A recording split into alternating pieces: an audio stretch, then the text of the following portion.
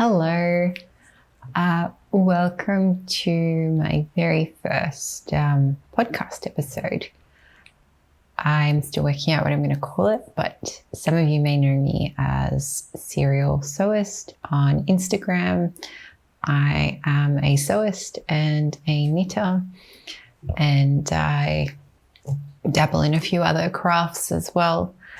And I thought I would start to just record through video some of my makes, my planned projects, and my acquisitions for the people who are in the maker community who might be interested. And I'm recording from Darug country in Australia. I was born overseas, so come from South America, and I was raised here. And I have a full-time day job, and my creative outlet is my me-made projects, is what I call them. So I've been knitting for several years now, and I picked it up when I first moved out of home, and it lay dormant for quite some time. And I taught myself how to knit with some very horrible acrylic red yarn. I wanted to make myself a red infinity scarf, and I used the handle side of 2 wooden spoons as knitting needles. And it worked. Don't ask me how I managed that. It just did. It just worked. So that's how I taught myself how to knit. Anyway, sewing I picked up maybe a year before the pandemic, a year or two before the pandemic started. And I've made a few things since then. I haven't made anything complicated or tailored just yet. So it's mainly been dresses and tops and skirts and oversized pants and sweaters. But I am hoping to knock out a few things. I have a wish list of items that I do want to end up sewing, and I will share with you something that I've recently whipped up, which I really love. So, it is the 1st of March of 2022, and I think it's very important to acknowledge that there is a lot going on at the moment, not just internationally but nationally. So we're facing into one of the most catastrophic flood events that the eastern seaboard of Australia has ever seen, which is a direct result of climate change and the impact that it's having on our weather. So the news coming out of those affected is very, very devastating. And my heart goes out to all those people who are going through a very difficult and trying time. Separately, we have a new global conflict. So I'm very mindful not to minimize what's going on over there, but I do feel like what is happening has forced us to face into some discomfort around who and what conflict gets the most news exposure. And I get it, you're watching this video because you want to engage in some content that relates to your creative outlet. You may not want to listen to someone expressing a view either way around political events and global conflicts, and I can totally respect that. I have a really strong interest in advocacy work, so I do share that kind of information from time to time on my social media. So as that forms a part of me, every now and then I may mention a topic that I feel strongly about through these recordings. this happens to be my first episode and it happens to be one of those topics. So, as I was saying, there is some very difficult situations going on globally at the moment that is revealing some very telling signs about who gets the most media exposure, who gets the most help, who gets the right to seek asylum freely without condition when a country has been completely turned on its head.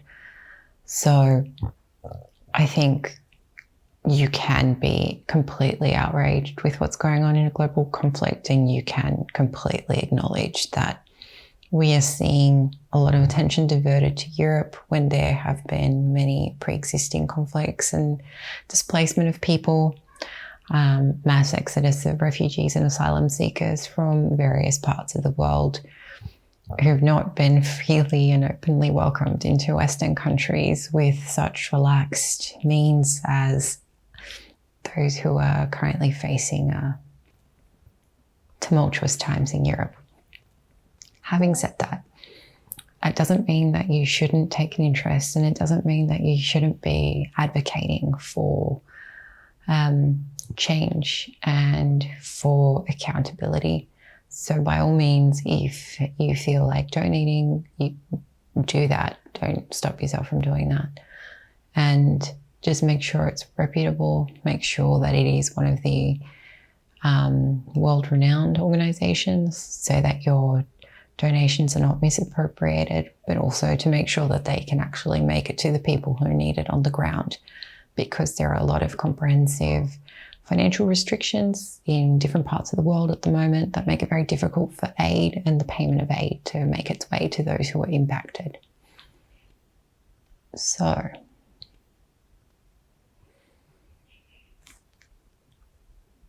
I am going to start talking a little bit about what I have on my needles. Before I do, I'm going to have a sip of tea. I'm drinking some decaf tea, just some plain decaf tea. What is currently on my needles? I have recently started to engage in some more test knits. So I'll talk a little bit about that. I will talk a little bit about engaging in test knits. I'll talk a little bit about what's currently on my needles. I will talk a little bit about some planned projects, and I will also go through a few recent acquisitions as well. So firstly, I'm currently going through a test knit. I'm just going to grab my knitting bag. So this is my beautiful knitting bag from Rohi & Co, which I love. It fits so many things and not just knitting. So I, at the moment, am test knitting for Vert Rose, who is a lovely knitwear designer from the UK. And she's more than happy for us to share progress shots and images of the designs on socials. So I will quickly lift it up and show you how far I've come.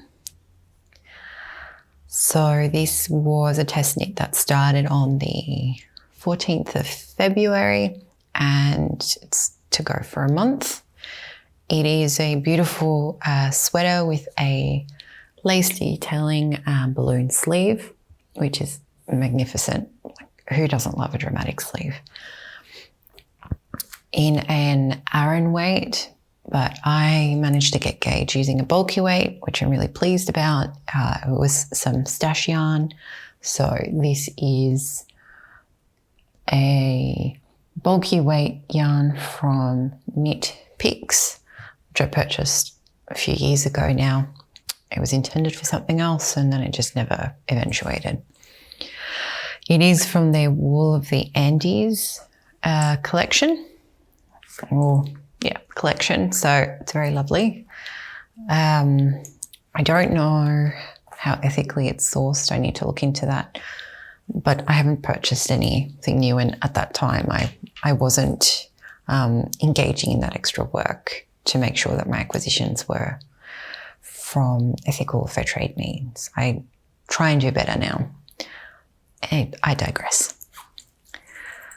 This is the back view of the sweater. So you can see there is some faux cabling along the raglan increase. I'm, I think, about halfway done through the sleeve, first sleeve, and it's just like such a delight to knit. It is interesting. It knits up quickly because of the weight of the yarn. So I love this pattern, and I am following Arrow from Aran Knits lead about picking patterns that have something of interest or fulfilling some sort of need that I might have in my wardrobe. So this is intended to replace a ready-to-wear sweater that I purchased several years ago now from an Australian designer. And it is a beautiful ready-to-wear sweater. It has dramatic sleeves, similar style, with no lace detailing on the sleeves. So I'm very excited to be able to do that. And it is a lovely knit. I highly recommend her designs. Vert Rose is going to be putting out, she's just put out a test call for some socks using a similar lace and faux cabling technique. That's named after this sweater. So the Malwina sweater is the one that I'm test knitting at the moment. So love it. We'll definitely make another, maybe with a less dramatic sleeve. We will see. The second thing on my needles is this.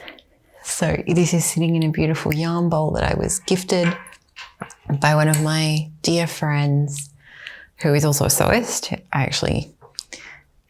We became friends through our sewing. Her name's Jo. She's Perking J Fibres on Instagram, and she makes some absolutely stunning things and some stunning quilts. And you should definitely check her out. So she was very kind and generous and gifted me this beautiful yarn bowl, which is hand thrown, I think the term is, in Queensland by Lemonade Rebellion. So definitely check out her Etsy. She's got some beautiful ceramics that you can invest in for your home or for a gift for someone. If you enjoy supporting local small businesses, definitely recommend that. So the yarn bowl is holding some yarn at the moment. This is Hedgehog Fibres Deep End. So you can see there's a lot of different colors going through it. I'm currently knitting the Le Pouf, which was published by Hedgehog Fibres, and it is a free pattern, and it is knit.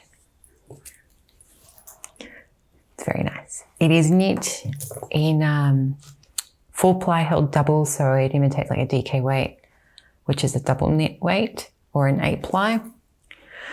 And I started off with the Shiver colorway, then I moved into the Monet, and then I moved into the Monet from a different dye lot, and now I'm on Deep End, the transition to Deep End.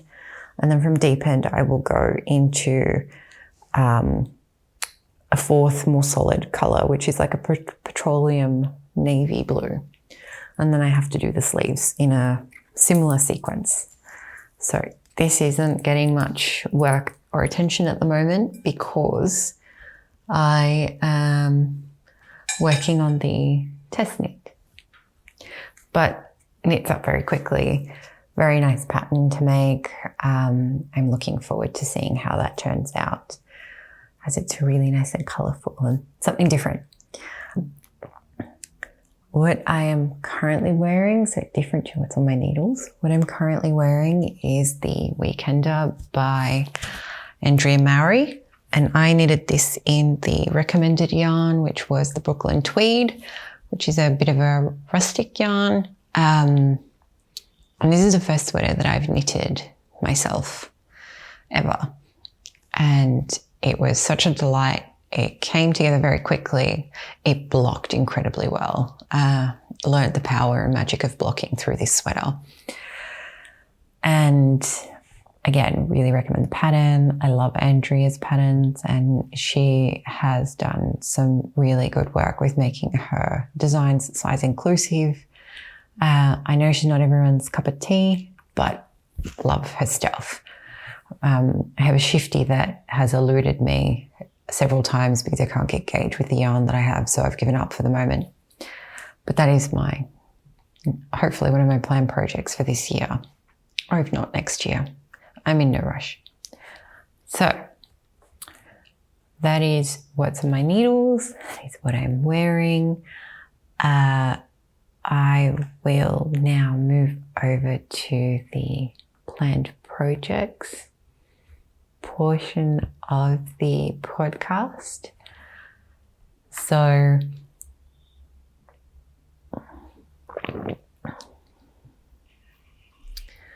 planned projects. I have a massive queue on my Ravelry, some of which I have yarn for it, some of which I don't. And I also then find myself distracted and inspired by new designs that come out, or designs that catch my attention that will replace an item in my current wardrobe. So I'm very cognizant of making sure that anything I plan or make fills the need. With my wardrobe, I am very deliberate about what I make and make sure that it can be used casually. It can be used for work if I'm going into the office, which hasn't happened for almost a very long time now. But for when I go back, to be able to pair it with something.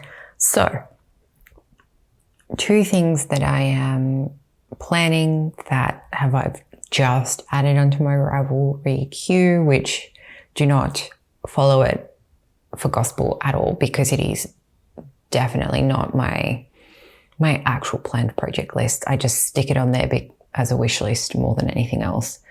So I have the Lento sweater by Jonna Hietala, I think is how you pronounce it. So she published this pattern in the Monet magazine, issue 11. You can also get it on Ravelry now. It is a beautiful, classic, I think of it as a staple sweater. That's a raglan sweater. It's knit holding mohair and fingering weight yarn. I did try swatch for this sweater with different yarn that I purchased from Fibre, who are in Melbourne, using these two held together. So this is the mohair on the top, and on the bottom is the fingering weight. It is in a raspberry sorbet colorway. It's very lovely. It's very soft. Unfortunately, could not get gauge. I changed needle sizes. I held the fingering weight double with the mohair, so holding 3 strands. Still could not get gauge. So I ended up investing in some of the La Bien Amie, or La Bien Amie, as it's also pronounced, recommended yarn, which is making its way to me in the Jonna colorway, which is like a beautiful hunter green that the pattern is pictured with in the magazine. So that green that you see in some of the pictures, beautiful, stunning, definitely getting it. A huge fan of green. So I will see if I can put a picture up of it so you can see it. It's my first planned project after I finish my test knit and the Le Pouf.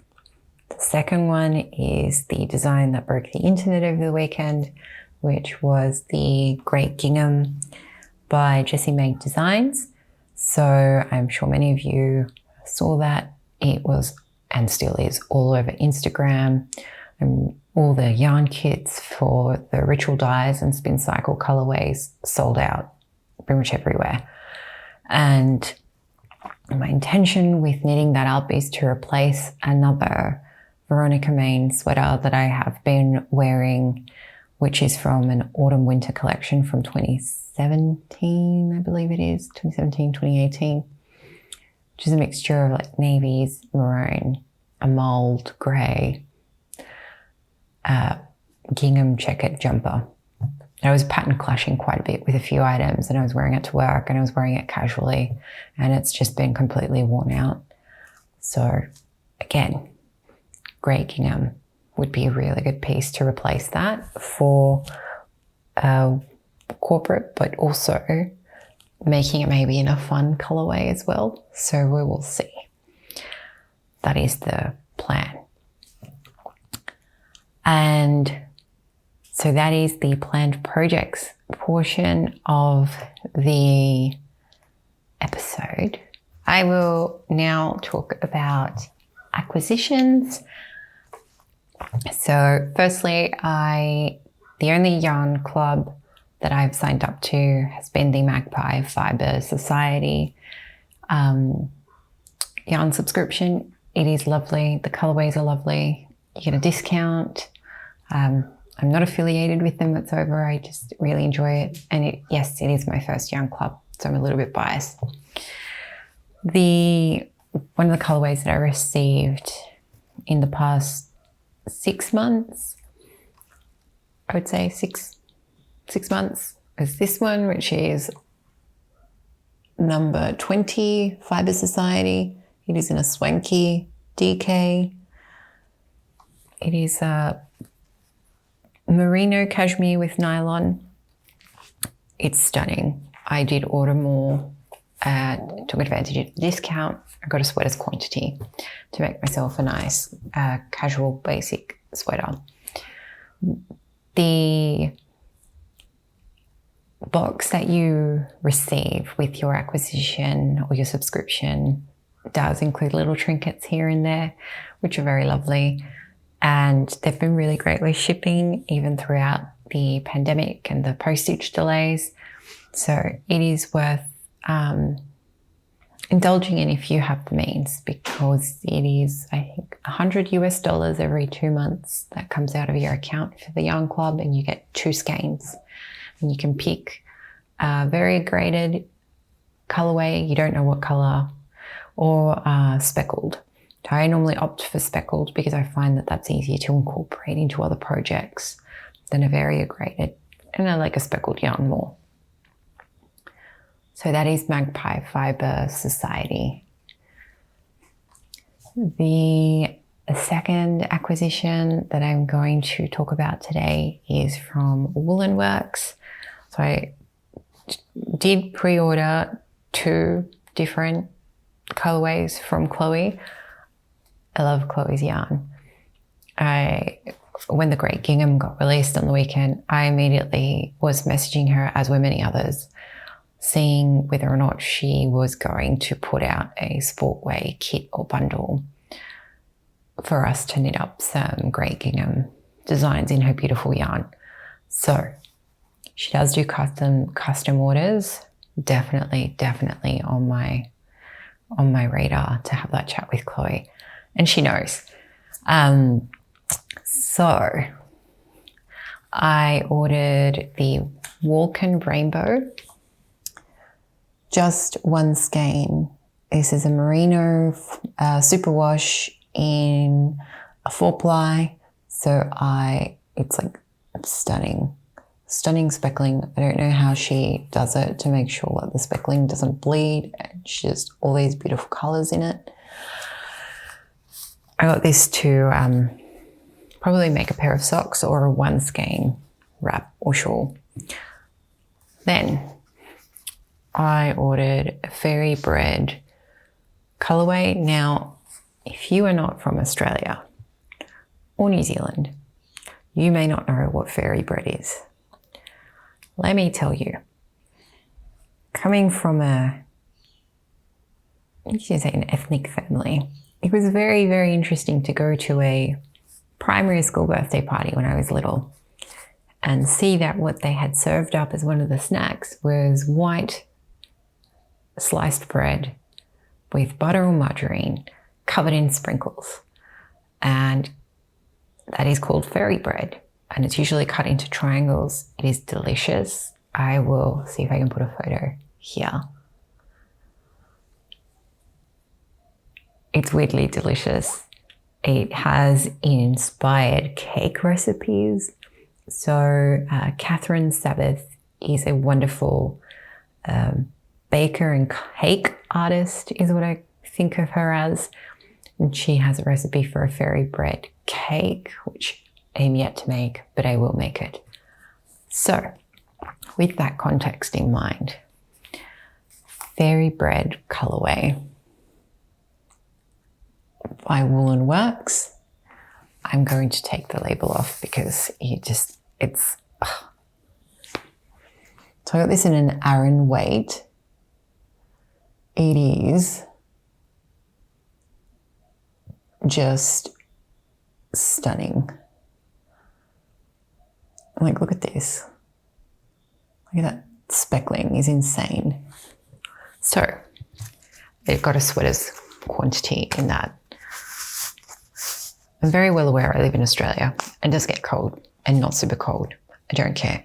I'm making a sweater in fairy bread, and I will be making a great gingham design using fairy bread as the grid background and finding the perfect contrast color for it.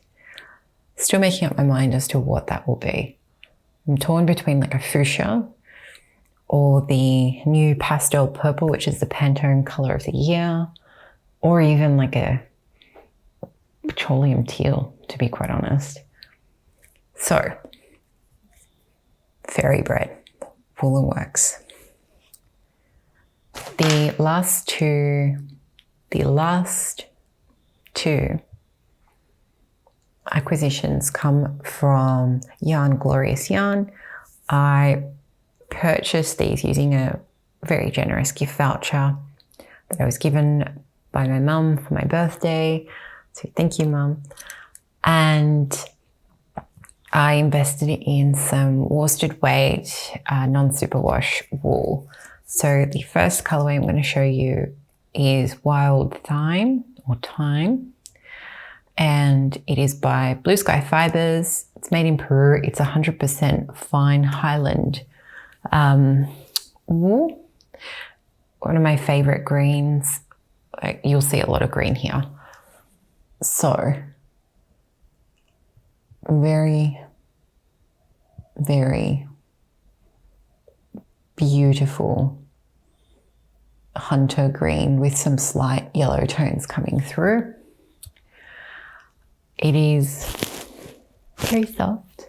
So I've been trying to knit a bit more with non-superwash yarn and more rustic yarn, thanks to Knitting Traditions. She has got me interested and curious about non-superwash yarn and being patient with the softening process after you block it and after you use it and after you wash it. The second colorway I ordered was Grey Harbour, and same fibre, same yarn weight, so a worsted weight.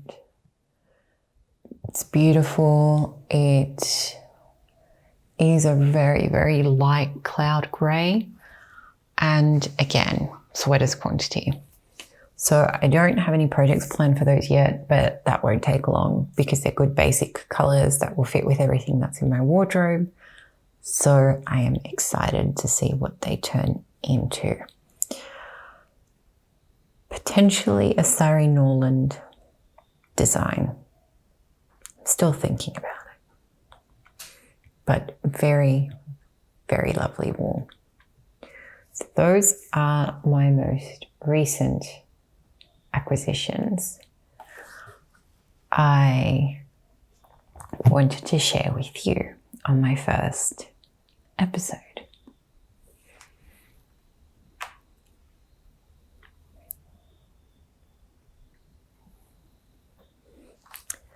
So that's pretty much it from a maker perspective in terms of knitting. I did sew up a very, very beautiful scarf using some designer silk. So I will talk about that briefly. There is a fabric store here in Australia called JesseMaed Fabrics. World renowned. They ship internationally. They get access to some beautiful designer remnant fabric.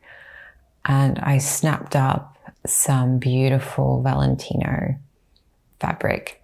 And I'll include some footage so you can see what I made with it. It was 1.5 meters by 1.5 meters roughly of this gorgeous fabric that just had Valentino written in like wavy font, and the colors were black and red throughout the entire fabric. And for some people, it's like the right amount of muchness for a garment.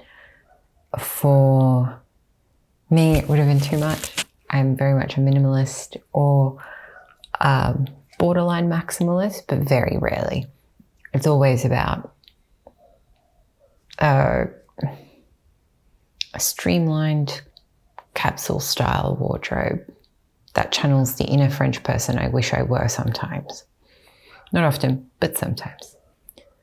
I digress. So what I did with this was I purchased 1.5 meters roughly of the fabric, and I folded it into a giant triangle, right sides facing, and sewed up the selvage edges and left a little bit of a gap, flipped it inside out, pressed it gently, finished stitching up the corner or the bit that I'd left open to bag out the scarf, and just made myself a giant oversized, like it's huge, it's a giant oversized triangle, which is a scarf or a wrap I can wear around my shoulders, which can be a statement piece on its own. So very lovely, very much going to enjoy wearing that. And 2 things that I have on my sewing radar include making myself a pair of wide leg pants in a heavy fabric so that I can start to pair that with my new craft boots from Hohi & Co, along with my knitwear. So also on my radar, along with some resizing that I'm doing to some of the items that I'd made last year, and need to adjust them a little bit for this year so that they fit better, and that's what I'm working through as well. And the other thing that's taking me forever to finish is the Weave It Bee quilt, which I purchased as a kit from Craftsy. So I will put a photo here so you can see what I'm talking about. I have 10 blocks left. I was meant to finish them this weekend when my friend came over to sew. I managed to get 6 out of 16 done, which was really good. And then I was meant to try and finish off the last 10 so that I can start piecing the blocks together. And I chose to knit instead. So sorry, Katie. So that is it for my sewing content. If you are not interested in hearing about my sewing content, that is totally okay. Thank you for sticking around to hear about me talk about my knitting, my planned projects, my acquisitions, and I hope to see you next time. Don't forget to like and subscribe. It really gives me a good indication of whether or not you enjoy what I'm putting out there. And yeah, I look forward to putting out a bit of a video journal once a fortnight. That's the goal, once a fortnight. Don't hold me to it. I do go through very busy periods with my day job. I love my day job, but it does get very busy. And so I would like to be putting out a video once a fortnight. That is my goal, to put out a video once a fortnight. That may not happen, but we will see. So on that note, thank you for sticking around, and I hope to see you next time.